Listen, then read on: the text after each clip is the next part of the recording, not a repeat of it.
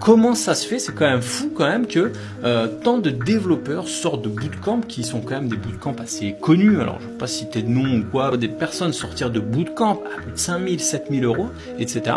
et qui n'ont pas le niveau. Donc ça m'a quand même semblé un petit peu chelou de voir ça pendant plus d'un an. Donc du coup j'ai un petit peu enquêté entre guillemets, je me suis dit mais d'où ça peut venir tout ça?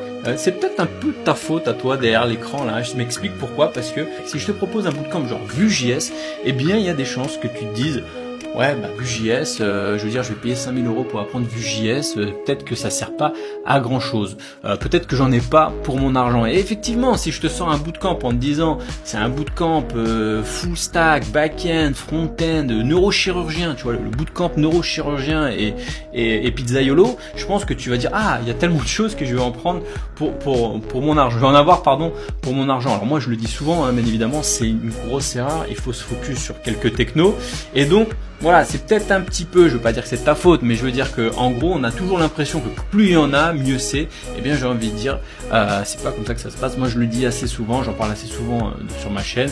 Il faut se focus sur une seule techno, un seul langage, un seul framework et être bon dessus.